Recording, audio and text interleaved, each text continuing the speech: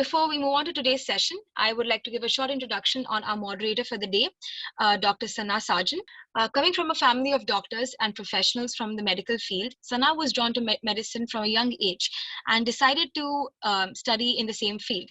Graduating from dental college, Sana started her career as a dentist. Recently, in 2019, she launched a clinic that goes by American Aesthetic Medical Center. They offer the most advanced and innovative techniques for both surgical and non-surgical treatments. Besides being a doctor, Sana possesses a flair for art that she has been practicing since the age of 5. She has been using her art to support the patients of thalassemia and create awareness for the disease in the region. She has conducted independent auctions of her paintings for the welfare of the children and special needs of thalassemia patients. So without further ado, Sana, I hand over to you. A very good afternoon to everyone. I am really excited. Thank you so much, Fiza, for such a wonderful introduction. It has pepped me up already. And today's session is something very close to my heart. It is about something which we are in a way all in search of and all running towards it in our various pursuits, yeah? And that is called happiness. We've already had one session on this, which was part 1. For this topic, we got to learn the basics of true happiness as an individual and as an entrepreneur. We got an insight into the idea of positive psychology, the happiness equation, the effects of, and even how to measure it, you know. But after the introductory learning, I think that was not enough. And now we have this part 2, where we will go further into the deeper science of happiness. And who other than our very own Deepak Padmanabhan is going to be presenting some very beautiful, insightful points. When I was talking to him earlier about this, I just could not help but express the excitement about this topic to be discussed in such details. And I really feel these 2 sessions are not enough. I think we need furthermore, sessions on this. And I'm so looking forward to this. Deepak he was the Chief Executive Officer of Emirates International Telecommunication, and which is an investment company. He doesn't need any introduction. It is, it comes huge. And I think this 1 hour will already finish in his introduction. So I would not take much of the time on this, but for sure, I would say that if everybody is joining in this part 2, let us go forward and talk about the deeper science of happiness. And let us all welcome our very own Deepak. Deepak, how are you doing? Thank you, Sana. Thank you for that introduction. I'm glad that you saved me some time to the introduction, because my speech even last week overran, and I don't want to do that today. Thank you very much. Shall we get started? And where are my? So I want to say something here, Deepak, which is very intriguing.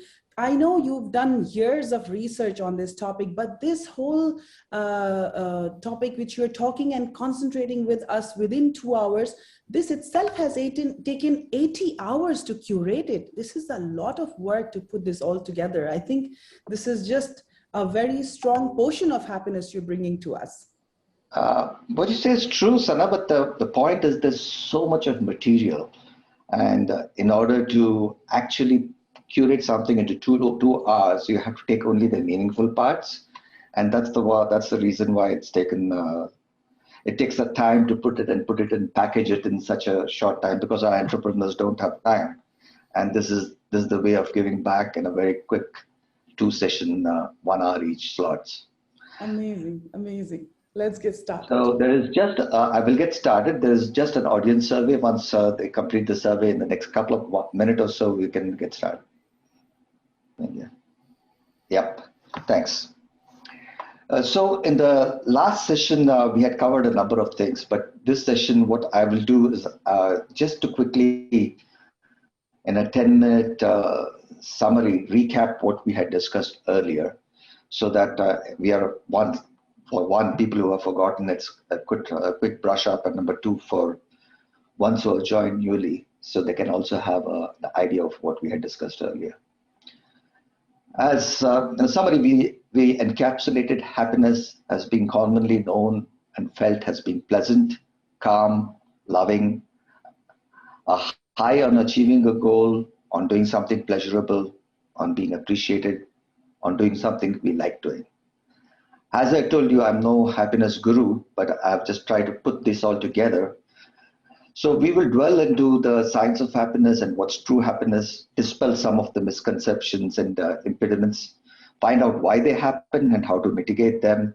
All these studies are very well researched, and it's freely available on the web. I will start off by Mahatma Gandhi's quote where he said, happiness is when what you think and what you say and what you do are in harmony. We also went out to acknowledge some of the people who I have read, listened to. These are experts in the field, these are researchers. The list is not exhaustive here, there are a lot more. But this subject does touch into 4 disciplines: psychology, philosophy, metaphysics, and science. And this is Thai's endeavor to get happiness in a pill to you. We spoke briefly about positive psychology and the birth of positive psychology. We said positive psychology started very much later in the 1990s. Before that, psychology was only looked at as a cure of illness. And subsequently, Martin Seligman came around and he said, he looked at wellness and he called it positive psychology, and a number of other people have done research on this. The way religion differs at looking at happiness is religion looks at transcendence of suffering and then happiness, whereas positive psychology looks at the feeling of abundance. Martin Seligman also came up with a formula where he said happiness is a function of meaning, engagement, and pleasure. We'll dwell into pleasure very quickly. The next slide. But the whole of the presentation is actually tapping into meaning and engagement. We said pleasure is a very low form of happiness because it comes in bursts, it's short-lived, it's got diminishing marginal utility. The more you eat of an ice cream in a day, at the end of 20 ice creams, you would be disgusted and throwing up. That's what pleasure is like. And it's addictive and you want more and more of it. And it's something that, if it's something that we can get, we can very easily unget. Next, we went into how happiness can be measured. We very quickly said that self-reporting is the most trusted mechanism. But today there are other ways of looking at happiness, whether it's brain scans, whether it's chemicals, various chemicals in our system, or for that matter, even friends and family telling us whether we are happy or not. And we said the correlation is a 0.7 between family and friends and self-reporting. We then went into 4 different definitions which we wanted to cover in some level of detail. We said focusing on the process brings better happiness than looking at outcomes. Happiness is innate. We buy into, because of the fact that we buy into the if-then model, our happiness are not fulfilled. This model itself is flawed. Outcomes are one-off and ever-changing. Process gives us everlasting happiness, and using outcomes should be only directional. Then we went into the 2 cognitive traps which Daniel Kahneman had said. One was that our happiness is complex, and we refuse to admit that it's complex. We don't dwell deeper into it. The second aspect he said was about experiencing self and memory self, and how the experience versus memory of the experience is different. Next, we looked at connection. Connection gives us meaning to life. We are wired like this. A sense of worthiness is the strong sense of love and belonging. Shame is the fear of disconnection. Underpinning this is vulnerability. So what is the difference between people who feel that they are worthy or not? It is courage. Courage is to tell your story with your whole heart, and courage to be imperfect. The second one is willing to do something without guarantees, not to control, not to predict. Hence, accept to be vulnerable and not numb to it. And that's the birthplace of love, connection, creativity, and peace. So we said connection is one of the greatest reasons one can be happy. Next, we went into look at synthetic happiness and natural happiness. We gave the example of a paraplegic and a lottery winner. On that day, the paraplegic is devastated and the lottery winner is elevated. But once this survey was done, when after a year, both their happiness level was at the same. So we have an ability to actually manufacture happiness. We also learned that when our choices are bounded, we are happy as we manufacture happiness, which is synthetic happiness. If choices are unbounded, we tend to be very unhappy. This also leads us to other negative consequences like cheating and lying.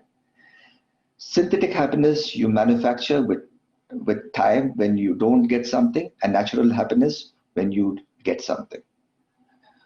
With those definitions, we went to look at whether money can buy happiness. It's clear that money cannot buy us happiness, but how you spend your money can definitely buy you happiness. We looked at various examples and surveys wherein it proves that people who spend money on themselves are no more happy than they were before they had spent money on themselves, whereas people who spend money on others were much more happier. Number one, people who spend money on others who they had no connection with were happier than the ones who spent it on family and friends. We also looked at a Gallup poll survey wherein after a certain level of income, happiness does not increase. So that goes to that number, that was a Gallup poll of about 30,000 people in the UK. That the threshold was $60,000. Beyond that, happiness does not increase. So what it goes to say is money does not buy us happiness, but it can, if we don't have money, that can definitely buy us misery. Then we looked, now we're coming to the 7 different aspects or obstacles or impediments to happiness. We dwelt on 2 of them. One was we ourselves devalue happiness. We think it's the wrong things. We think it's money, it's fame, it's status. Unfortunately, it's not. It's none of the above. We looked at some of the studies where even students, MBA students joining Harvard, when they were asked to select intrinsically and extrinsically given jobs and intrinsically giving more happiness, initially they selected intrinsically. When it came to real life, they went and selected high-paying jobs, leaving happiness on the table. So we this is known as the fundamental happiness paradox. We make so many decisions in our life on an everyday basis. So thinking back, you'll be leaving a lot of happiness on the table. So we also said, why is this? This is because we associate it with these misconceptions because of various negative beliefs. And there is also known as the fluency effect, where we mistake the trees for the forest. Then we looked at medium maximization as well. So how do we overcome this? We overcome this by clearly prioritizing happiness over other things and not confusing it with status, money, or for that matter, and looking at it deeper and understanding the depth of happiness and looking at authentic mastery, love and connection, and the feeling of abundance. The second one which we dwelt on was about the second biggest, actually this is one of the biggest one, is feeling superior to others, comparing ourselves to others. Why do we do that? We do that because we want to get approval of others. It improves our self-esteem. It helps us actually track our progress in what we are doing. And it also gives us autonomy to be able to tell others what to do. But this is the one happiness killer because it separates us from people and breaks connections. And as you know, envy is a joy killer. And it is also promotes materialism. Materialism is nothing but looking good, feel good, and want goods. Whereas what we want is be good and do good. So we also looked at what are the chances of success if we give up the need to be superior. The reason why we do it is because it's difficult to measure our cognitive skills. Whereas physical skills and sporting skills can be easily measured, cognitive skills are very difficult to measure. So we find substitutes for this in money, in status, and in fame. Not only does it lowers our happiness, it also lowers performance, and we gave some examples regarding that. Why does it happen? Then we went on to talk about Mihaly Csikszentmihalyi's flow, wherein he says we have only 120 bits of bandwidth per second. And if we don't use most of it, then we don't master a subject. But in normal cases, you only use part of it, and the others we use for comparing ourselves for other things which are outside. So mastery becomes a challenge. So he scientifically measured it and said that if you're doing around 90 to 100 bits per second, you can attain mastery. We also went into Malcolm Gladwell's 10,000 hours for mastering a skill. We also looked at the sweet spot between a challenge and a skill, and we said that if the challenge is very high, we become anxious, and if the challenge is very low, we become fearful. So the right way is to have a challenge which is slightly above our skill levels and to start increasing it as we develop. So what are the benefits of flow? We said that it's contagious, makes you grow and evolve. Unlike money, fame, and power, which are finite resources, it is sustainable and does not decay with time. Obstacles, distractions like social media come in the way of flow. Most importantly, social media, because whenever we're doing today, we're looking at WhatsApp and Facebook, and this is known as continuous partial attention, which is detrimental to flow. We also said that there are two ways of overcoming this need to be superior. One is through three ways. One is through mastery of what we do, and number 2 and 3 are self-compassion and gratitude. And we said gratitude is a mega strategy because it covers almost every obstacle that we have in our happiness. I will dwell into self-compassion and gratitude again in the next slide. So now we're coming to what we wanted to start today. That was good. That was 14 minutes, and I'm on time, I think. So we know that there is nothing more important for happiness than maintaining healthy relationships. We have a deep-seated need to be connected and the need to belong. Example, we always mimic others when we are in a crowd. For example, if you're getting into an elevator, if 4 people are looking outward at the door, when you get in, you turn around and align yourself. This is a need to be one with people and to bond. This is a very crude example, but that starts. When the need for love and nurturance is not provided, we turn out to be psychologically damaged. Being in love is the most cherished feeling. We care a lot about connecting with others and what others think. I will now give you an experiment which was conducted. This was conducted in viewing a movie clip for about 20 minutes. There were 2 movie clips. One was an excellent super movie clip and another one was an awful one. So they took batches of students of 4 who were asked to watch the good one and the bad one. So 2 of them watched the good one. While the first good one was being watched, they partnered this person with another researcher who was playing the role of an actor. His role was to be agreeable with the person who was watching that film, the good film. The next one was when a person was watching a good film and the actor who was paired with him was asked to be very disagreeable. The same thing was repeated with a bad film as well. At the end of it, these people were asked how they felt about the movie. Naturally, the one who was seeing the good movie with an agreeable person felt the happiest. But the second one was a surprise. The one who was watching the bad movie and agreed it was a bad movie with an agreeable person thought it was great. So this goes to show that we have a need to be connected. The hurt that we feel when we are socially rejected, it just has intense, and the pain that we feel when we are physically hurt. The need for connectedness is innate for human beings, and that's why we are dependent for a long period of time when we are born as infants on our parents up to year 3, up to year 4.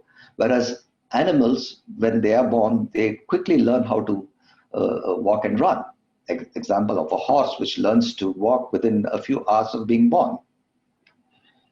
We further have this intrinsic need to expand and connect. That's the reason which we want to go beyond ourselves. That's why we have a partner, we marry, we want to belong to a family, we want to belong to a race, we want to belong to a community, we want to belong to a region, we want to belong to a country. The problem of needing love is when we seek this feverishly and we become needy. And the opposite of, on the other end of the spectrum, is also being avoidant.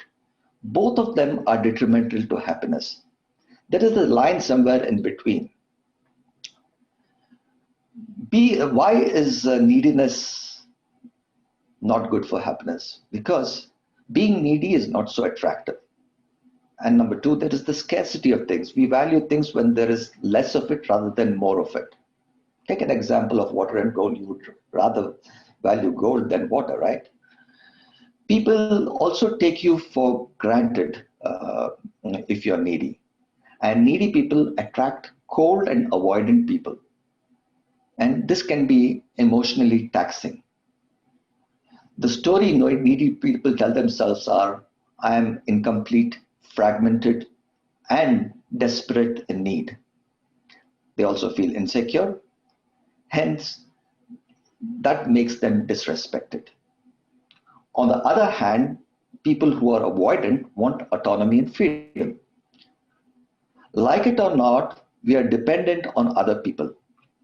It's the facade that avoidant people put in order to appear to be strong. That's why you see many men don't seek help when they're depressed or have psychological problems. It's against human nature to be disconnected. Need and love, the need of love and attention is not a luxury. When you're avoidant, it also gets you less cooperation from others and less likes. Avoidant people are also less happy with the help that they receive. They are also disconnected and alienated and lonely. And it's very well researched and proven that avoidants have the lowest job satisfaction. As you may have guessed the right way, the solution is to be neither. It's to be secure in attachment, not afraid of intimacy or in desperate need of intimacy. Most of us are that way, but some of us not so. You may want to test your own propensity. There are several websites which I can share with you later, which allows you to find out whether you are needy or avoidant. Why does it happen? It's essentially because of childhood experiences, the experiences that we have from the time we are born until we are about 18 months, 24 months. And that is what has played a role in it, unfortunately. So how do we overcome it? People who are needy and avoidant are not necessarily doomed. One of the best ways is to have self-compassion and understand self-compassion. Self-compassion is nothing but extending compassion onto oneself in instances of perceived inadequacy, failure, or suffering. Being warm towards oneself, kind rather than self-criticism or self-pity. Recognizing failure as a part of shared human experience. Telling ourselves that it happens to all in varied circumstances, and being mindful. I'll talk about being mindful as a separate topic later on. Of course, gratitude plays a big role. Gratitude helps in being connected to others. It makes us humble, wanting to reciprocate, focusing on what you have versus what you don't have. Expressing gratitude exercise can be in many forms. We spoke about journaling earlier, where you write 3 things you're grateful for every day and go back to and refer to it every day. The other way is to actually make an elaborate list of points when you want to be grateful for somebody and write a letter to that person. And most importantly, publicly acknowledging such people or things that have happened where you have to be grateful. Now the question is the ones that are happy that are grateful, or the ones that are grateful that are happy? Gratefulness normally arises when we get a gift, which is given to us freely with no conditions. Out of this recognition of this gift, happiness arises. So happiness arises out of gratefulness rather than the other way around. But it cannot be a one-off. How can we be grateful all the time? If we consider every next moment or new day as a gift, then it's possible. In recognizing this new moment and a new day, there is also another embedded gift. That is, with every new moment and every new day, there is an opportunity to do something and to be something. Even in adversity or in a setback, if we look at the next moment as an opportunity to overcome it, we'll tend to be happier than if we were not. You can look back at any event of adversity in your life and what that has taught you. Among it will be patience, conviction, and resolve that will stand out. So, by being self-compassionate, we reverse the reasons for being needy and avoidant. Do better at relationships, give more, we are less controlling and more intimate. Helps in dealing with our own insecurity. People also like to be around people who are grateful and makes you more likable and worthy of being around. Apart from gratefulness and self-compassion, there is another third way of doing it. It's called being kind and generous. Kindness and generosity is a virtual cycle. It's innate. We cooperate as a group, build goodwill, we secure relationship. It triggers an inner transformation. This in turn makes you happy. In another Gallup poll across 20,000 participants in 130 countries, people who gave to charity were more happy than those who did not. Impact on someone else makes us feel competent and capable. It also encourages reciprocity. As the famous economist Arthur Brooks said in a study of 30,000 Americans, he found out that in kind and generous people, for every additional dollar they earned, they gave away 14 cents. That's not so surprising, but the surprising thing is that for every dollar donated, their income went up by 3.75. So we call this kindness and generosity in a more scientific manner called creative altruism. What does it mean? When you're altruistic in a creative way, you have to know the meaning and the cause for which you're doing it. You have to be regular. You have to be diligent. You have to know the amount of your time and amount of money that you want to actually give. And most importantly, when to say no. You also have to be authentically proud, not hubristically proud, not stand on top of the roof and shout that you have made a donation. Most importantly, you should have fun. Give it to money, then few. See also the impact, what it has. Have a plan. Check also how it makes you feel. See that it invokes kindness and compassion in others as well. I'll give you an example of a young pickpocket who held a knife to an elderly man in a lonely in a train station on a cold day. He asked the man for his wallet. The man had no go. He gave him the wallet. As the pickpocket was running away, he called him and I told him, "It's very cold today. Don't you want to take my jacket as well?" The pickpocket said, okay, that's a good idea. Why don't you give me the jacket? So he took the jacket. As he turned around, the man said, can I buy you dinner? You look hungry. So the pickpocket went with the man for dinner across to one of the small railway station restaurants.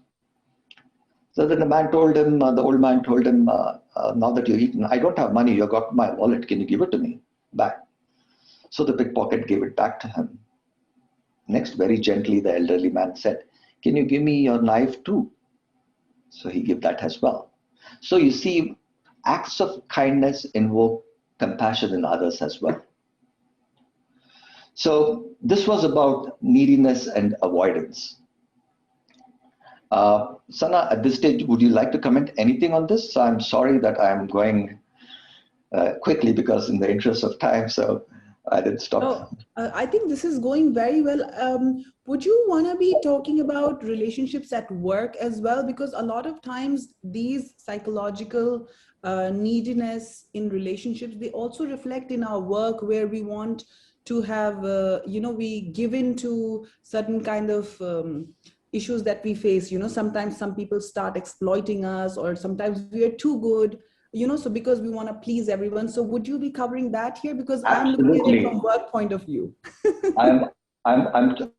This can be completely applied. You're absolutely right. Neediness could be not only in a family or in a relationship between a husband and wife, or a man and a woman, or a mother and a child. It can be with your boss and yourself. It can be from people who appraise you. And avoidance can be the same as well. There are people who are standoffish and who do not want to interact, who are looked as introverts. Absolutely right, Sana. And there, I've noticed a lot of times, especially when we are younger and we evolve during this course of time at work, because you see, especially being in Dubai, our lives are more at work. We just go home to sleep, right? So I'm thinking all about from the work perspective. When we go to work, in the whole thought of pleasing everyone and feeling that I want to be loved by everyone, you go around pleasing everybody, and that way you exhaust yourself and you end up hating yourself further. And also the people you're pleasing, you end up hating them. So I don't know, how do we strike a balance over there? This is an insecurity, right? So this is an insecurity which is built into you, and the only way of looking at it is through self-compassion, being not too critical about yourself, thinking that others are also going through that stuff. And of course, the other two things are relevant in other scenarios. But in this case, what you say is being self-compassionate to yourself is most important in any kind of performance. Amazing, amazing. Let's move on then. Okay, thanks, Sana, for that. Then I come to the fourth obstacle or impediment. This is about control seeking. Controlling is normal. We want to control our outcomes. There was an experiment which was done in an old people's home where where two sets of old inmates, were asked to take care of a plant and choose television channels. One was given a choice of doing whatever they liked in terms of taking care of the plant or taking care of or choosing the channels on TV. The others were not. It was clear that happiness and happiness and their own lives, they lived longer when they were given control over things. So sense of control and freedom are important. Most of us have experienced other people's attempts at controlling us and our attempt to control others, typically the husband and wife scenario. It doesn't stop at that.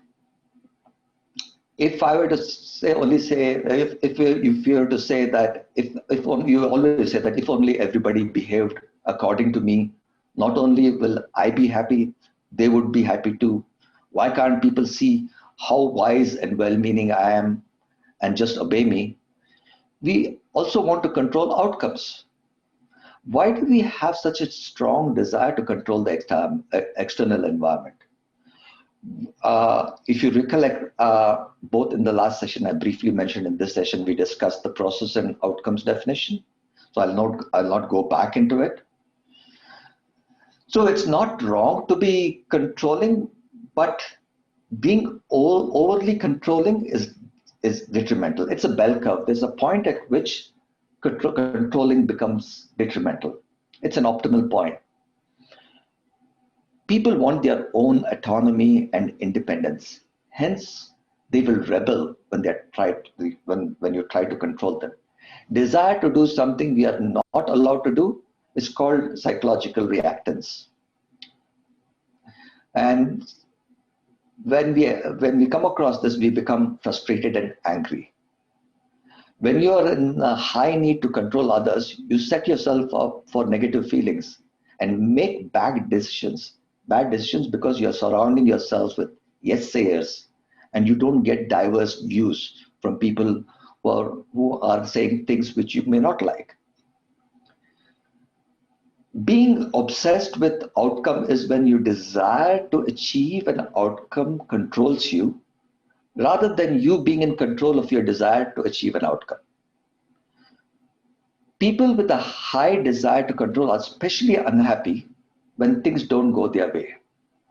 Stuff always happens in life. And such people who are obsessed with control always take more risk. They're also more superstitious. They desire to compensate for their lack of control. Will sacrifice more important things in life like health and relationship. And this particular thing is called power stress. When your actual level of control and perceived level of control are close to each other, you're the happiest. So taking control of your thoughts and feeling is most important. We'll come up on how we can do that in the next slide. The first thing we need to do is to figure out where we fall on the controlling scale in terms of whether we are externally controlling or internally controlling, or where we fall. Again, there are websites which will tell you, which gives you a clarity on this point. And I can make a note of that later on. You overcome this by taking personal responsibility for your happiness by never blaming others. Two obstacles for taking control are: one, that is that when something extreme happens, for example, you lose a job or you break a leg, you don't have control over it. The second obstacle is that we think others will take advantage of us. The way to handle the first problem is it's not so easy. So you have to build the habit of having equanimity. And the habit of having equanimity is done with small things. When you don't get something you don't like for dinner, when your child throws a tantrum, how do you handle this? You learn it day by day. And when there are bigger events and bigger setbacks, you know how to handle these things with equanimity. That's the only way around it. Regarding the second obstacle, doesn't mean that you don't have to hold people responsible when they take advantage of you. Confront them in the face, but with kindness. By taking personal responsibility, you take internal control over your thoughts and feelings. You find out you do not need the external, hence you're happier. Typically, you see people who do not have external control, who do not have internal control. These are the people who look at easier options, and that's why they become obsessive. They have this obsessive compulsive disorder to arrange things within their homes. This is one of the examples. The other way to do is also to believe in divine force. I'm not preaching here anything, but having God who's omnipotent and omnipresent and having God on your side gives you a sense of internal control as well. The other way is also by leading a very healthy lifestyle. That is critical for having internal control. When you eat well, sleep well, and you are exercising well, you naturally have internal control. I won't go into the depth of it. This is a whole presentation by itself. But taking care of your health is important.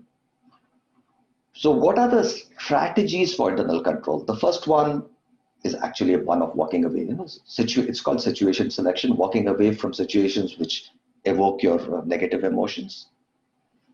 The second one is actually, when you are in it, labeling those emotions and that you're feeling at that moment and why. The third mechanism is attention deployment, deploying your attention into alternative things, into things which evoke positive emotions when you're having a negative reaction. And lastly, there's cognitive reappraisal, is putting things in perspective and not indulging in self-serving bias. This will help you not only to internally control things which are out of your hand, it fulfills your desire to have mastery over yourself and the ability to react more maturely. People will respect you and connect with you. This was the fourth impediment and why it happens and how we can overcome this. Then we come to the next one, which is very important. This is distrusting others, and I'll spend some time on this. Being distrustful of others until they are proven trustworthy. This is considered another sin. To a simple question, can people be trusted? This question was asked in Denmark, Norway, Greece, and Russia. 65% of the respondents in Denmark and Norway responded yes, and 30% in Greece and Russia responded yes. Goes without saying that interpersonal trust matters because economies work better in such societies. There is a classic experiment wherein this is a very traditional experiment where $10 bills are given to two people, and one is told that if he give, and then they're told they can keep the $10, but they're told that if you can give money to your friend, the money to the friend can be multiplied 4 times. So the person who's giving the money has to trust the friend. Almost in an experimental scenario, 95% of the participants share the money and don't walk away. Why is that? There is a biological reason for this. When you trust others, oxytocin is released, the same hormone when a mother is feeding the baby. In other words, when you trust, there generally will be mutual trust. But the problem is we are hardwired to be distrusting, and rightly so. It is more dangerous to be trusting, right? But once you trust, it builds a cycle of trust and has a virtuous network effect. To explain this, I have to explain an example on actual trust and perceived trust. The Toronto Star in Canada ran an experiment wherein they actually left wallets with $200 in it, 20 of them across the city. They had a focus group within their office where they asked people what they thought, how many people, and within the wallets there was an address where they could return the wallets. So they asked the people in the focus group how many they thought would return the wallet. So the focus group audience said 23. The average was 23%, but the actual number of people who returned the wallet were 80%. 16 returned the wallet. Point is, people are more distrusting of others than they ought to be. Average person is less trusting. You're happier when you trust others. Others are more trustworthy than what you think they are. And when you trust others, they are more trustworthy. So it's a virtual cycle. So even communities, families, communities, and nations get into this virtuous circle of trusting. So how do you do this? It's by doing what is known as trust, smart trust. Number one is knowing that people are more trustworthy than you give them credit. So you have to assume a lot of people are trustworthy rather than not trustworthy. You know that you'll reap collective rewards, not only now, but also going forward in the future. When people, of course, cheat you, you have to hold them accountable. You have to confront them. You have to make sure that it is known, but you have to do it with kindness. And lastly, if you can afford it, forgiveness and empathy plays a role as well.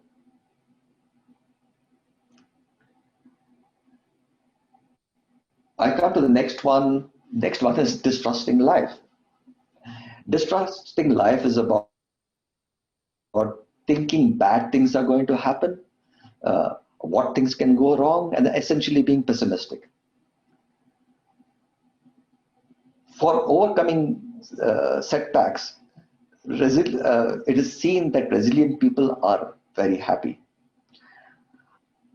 Understanding that many a negative event may lead to positive outcomes down the road is important. Like if somebody misses a flight, that may lead them to find the love of their life. Conversely, getting a dream job may lead you to be so stressful and consumed, leading to a divorce. So we are unable to figure consequences from outcomes. Understanding in life that joy and woe are finely woven is important. We don't have the wisdom to figure out consequences triggered by outcomes. I have to tell you this story. It's a story of a man and a son. He was extremely poor. He lived in a valley. The man got very tired of being poor. He wanted to become rich and end his misery. So he thought he should breed horses. So he went to the villagers and the neighbors and the friends and borrowed some money, and he bought a stallion. He wanted to breed horses, right? So he had the stallion in his barn. In the night, the horse kicked the door and ran away. Next day, all the villagers came. Some of them were angry. They wanted their money back. Most of them felt sorry for him and told him what a big misfortune had fallen on him. He said, good thing, bad thing, who knows?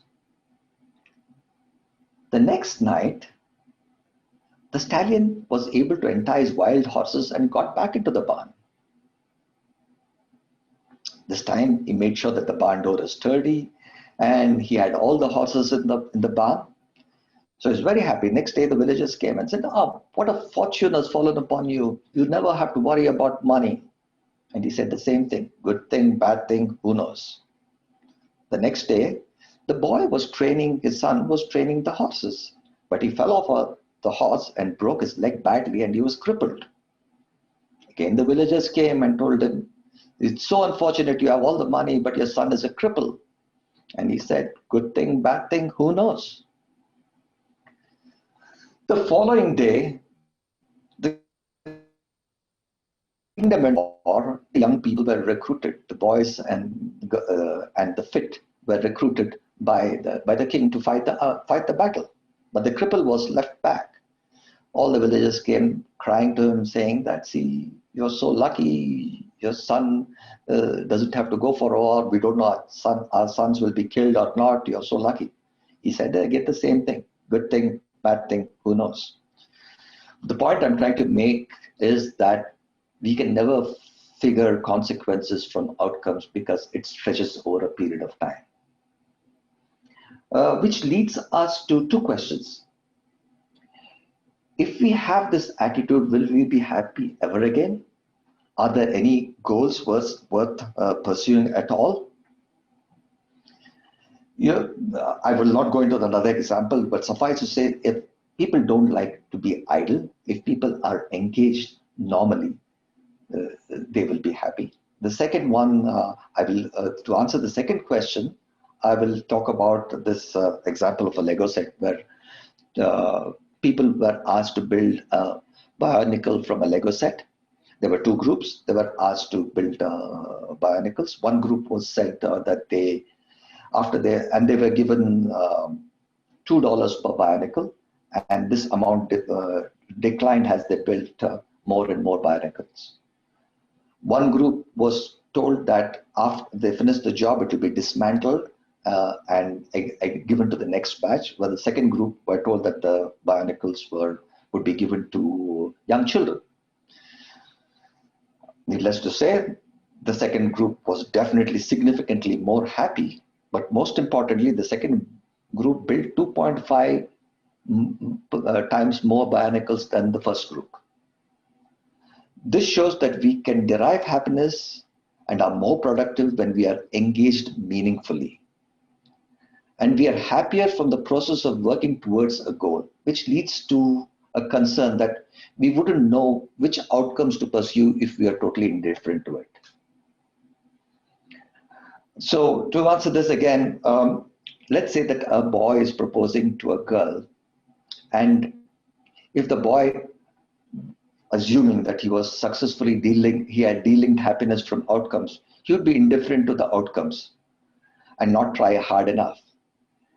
It doesn't mean that you become indifferent to life, but know which goal to pursue. Delinking happiness from outcomes is not about not making choices, but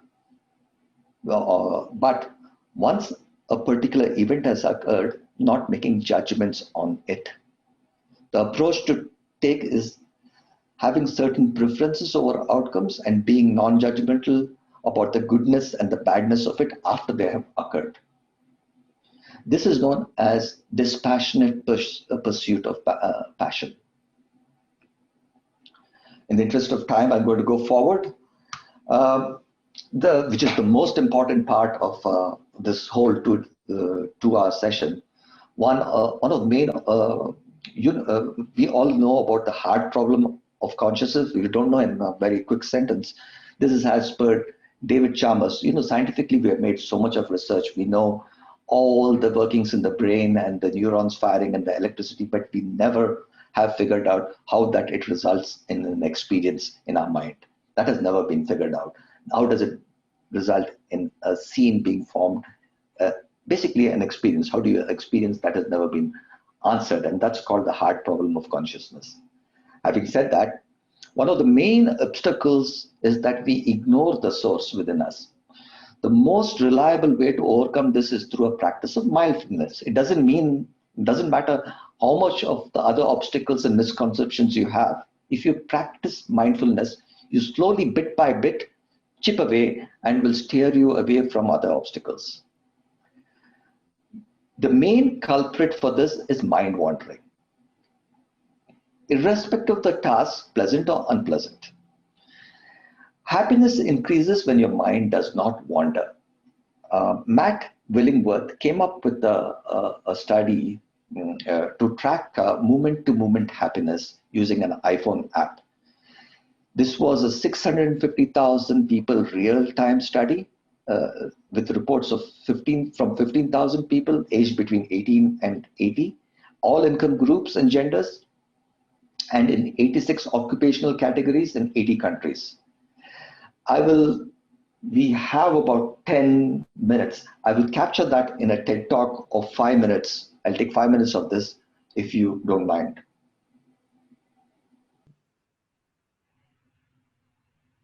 And plan and reason in ways that no other species of animal can. And yet, it's not clear what the relationship is between our use of this ability and our happiness. You've probably heard people suggest that you should stay focused on the present. Be here now, you've probably heard 100 times. Maybe to really be happy, we need to stay completely immersed and focused on our experience in the moment. Maybe these people are right, maybe mind wandering is a bad thing. On the other hand, when our minds wander, they're unconstrained. We can't change the physical reality in front of us, but we can go anywhere in our minds. Since we know people want to be happy, maybe when our minds wander, they're going to someplace happier than the place that they're leaving. It would make a lot of sense. In other words, maybe the pleasures of the mind allow us to increase our happiness with mind wandering. Well, since I'm a scientist, I'd like to try to resolve this debate with some data. In particular, I'd like to present some data to you from 3 questions that I asked with Track Your Happiness. Remember, this is from sort of moment-to-moment experience in people's real lives. The 3 questions. The first one is a happiness question. How do you feel on a scale ranging from very bad to very good? Second, an activity question. What are you doing on a list of 22 different activities, including things like eating and working and watching TV? And finally, a mind-wandering question. Are you thinking about something other than what you're currently doing? People could say no. In other words, I'm focused only on my task. Or, yes, I am thinking about something else, and the topic of those thoughts are pleasant, neutral, or unpleasant. Any of those yes responses are what we called mind wandering. So what did we find? This graph shows how happy people are when they're focused on the present, when they're not mind wandering. As it turns out, people are substantially less happy when their minds are wandering than when they're not. Now you might look at this result and say, okay, sure, on average people are less happy when they're mind wandering, but surely when their minds are straying away from something that wasn't very enjoyable to begin with, at least then mind wandering should be doing something good for us. Nope. As it turns out, people are less happy when they're mind wandering no matter what they're doing. For example, people don't really like commuting to work very much. It's one of their least enjoyable activities. And yet they are substantially happier when they're focused only on their commute than when their mind is going off to something else. It's amazing. So how could this be happening? I think part of the reason, a big part of the reason, is that when our minds wander, we often think about unpleasant things, and they are enormously less happy when they do that. Our worries, our anxieties, our regrets. And yet, even when people are thinking about something neutral, they're still considerably less happy than when they're not mind wandering at all. Even when they're thinking about something they would describe as pleasant, they're actually just slightly less happy than when they aren't mind wandering. Mind wandering where a slot machine would be like having the chance to lose $50, $20, or $1, right? You'd never want to play. So I've been talking about this, suggesting perhaps that mind wandering causes unhappiness, but all I've really shown you is that these two things are correlated. It's possible that's the case, but it might also be the case that when people are unhappy, then they mind wander. Maybe that's what's really going on. How could we ever disentangle these two possibilities? Well, one fact that we can take advantage of, I think a fact you'll all agree is true, is that time goes forward, not backward, right? The cause has to come before the effect. We're lucky in this data, we have many responses from each person. And so we can look and see, does mind wandering tend to precede unhappiness, or does unhappiness tend to precede mind wandering, to get some insight into the causal direction? As it turns out, there is a strong relationship between mind wandering now and being unhappy a short time later, consistent with the idea that mind wandering is causing people to be unhappy. In contrast, there's no relationship between being unhappy now and mind wandering a short time later. In other words, mind wandering very likely seems to be an actual cause and not merely a consequence of unhappiness. A few minutes ago, I likened mind wandering to a slot machine you'd never want to play. Well, how often do people's minds wander? Turns out they wander a lot. In fact, really a lot. 47% of the time, people are thinking about something other than what they're currently doing. How does that depend on what people are doing? This shows the rate of mind wandering across 22 activities, ranging from a high of 65% when people are taking a shower, brushing their teeth, to 50% when they're working, to 40% when they're exercising, all the way down to this one short bar on the right that I think some of you are probably laughing at. 10% of the time, people's minds are wandering when they're having sex. But there's something I think that's quite interesting in this graph, and that is, basically, with one exception, no matter what people are doing, they're mind wandering at least 30%.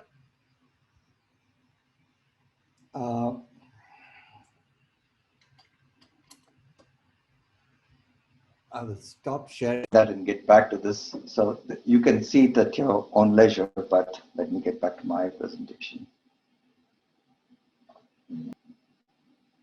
Can you hear me? Yes. Hello? Yes. Yes, yes, we can. You can hear me, right? Yeah. Yes, absolutely. Excellent. So we went through.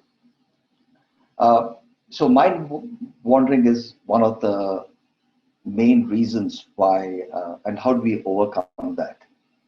One of the ways is by being mindful. It is not forcing yourself. Mindfulness is not forcing yourself to be mindful all the time. Rather, it's having the ability that gives you the tool to be happy. How do we develop this tool? One is flow, which we discussed earlier. When negative things happen, we tend to ruminate as well, and not ruminating is important because it intensifies feeling. Mindfulness is the opposite of emotion regulation. Earlier we had said emotion regulation is good, but actually mindfulness is even better. Embracing being aware of the feeling rather than running away can be more powerful. What is mindfulness? Mindfulness is observing what's going on in a non-judgmental manner. When anything happens, we get immersed in a web of gates meanings in goals, actions, tendencies, and thoughts. Walk out of the gate of your mind to become the observer of yourself. Being that you have heard of being fly on the wall, be the fly in the wall of your mind. Being disinterested, that's unbiased, and not uninterested, that is being bored. By not adding or taking away anything from your mind, become the witness rather than the participant. Not want to change, by not wanting to change anything that happens, put some distance. This lowers your emotional reaction and hence lowers gates, which is goals, action, thoughts, and tendencies. Makes you tranquil and less stressed and helps you discern what triggers what and helps you get in touch with reality. This is difficult to explain, but it's only realized by practice because it's not something intellectual as such. So, what are the benefits of mindfulness? One is it's got a calming effect, it improves your EQ, sets you up in the present, helps you even to see ordinary things with more curiosity and even give you a feeling of awe, makes you feel that you have a lot more time on your hands. When we are happy, the left of the prefrontal cortex is more active, and when it's depressed, it's the right side. This has been proven by research. Why is that? That is because we are born with a happiness baseline. If you win a lottery, there is a slight blip and soon it returns back to the baseline. Similarly, when there is a negative event, it again goes onto the other side and comes back to the baseline.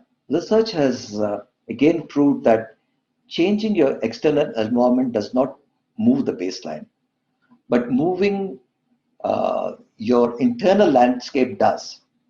Happiness can be trained because the brain structure can be modified. This is called neuroplasticity. Dr. Sarah Laser found that a meditator's brain, the parts to do with attention, concentration, EQ, compassion, and love were more developed. This is because it leads to cortical thickening on the left side and is correlated that as you practice mindfulness meditation, it helps in this regard. 175 people biotech truly random trial confirmed that in 4 months, the ones who had done, who are mindful and had done meditation, their left side, there was cortical thickening. This is great news for people who are chronically depressed. Mindfulness also lowers the expression of genes that cause inflammation.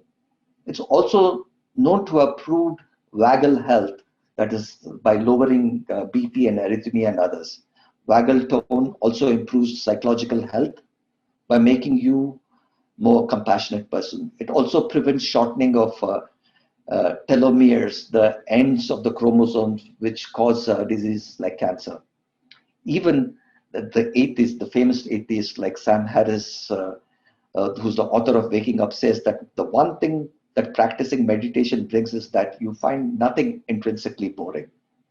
And boredom arises because of the lack of attention. And mindfulness makes one loving and giving and wakes up this true altruism and creativity in you. Lastly, there are many misconceptions. I do not want to go through the list here because people think being mindful is unscientific. It's got a religious bias. People think it makes you soft and weak. It's confused with not thinking. People who have an intellectual bias think it's meaningless.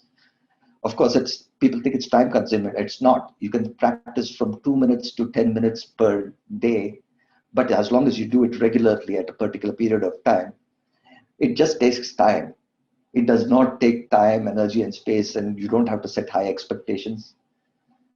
Just give it 3 to 4 months, and with patience, you'll become a pro in mindfulness. I had an earlier practice, presence practice, but I do not have the time to go through this. We are already run over time. I will, again, along with the other links for measuring your level of neediness and leveling your controlling level, and I will send a link to this YouTube link later on. Sana, up to you. Thank you. Thank you so much, Deepak. This was so beautifully put together. There is a lot of concentrated matter over here. I would really request for Thai Dubai to bring this recording and share it with public, because this has to, you gotta keep repeating what you actually said. It is very important to remind ourselves with this. If I'm not wrong, correct me if I'm wrong. We have a very good question over here, Deepak. The question says, do we recognize that hormones and stress, hormone/stress, etc., can play a very big role in sustaining happiness? And do we think that neuroplasticity, which is brain rewiring,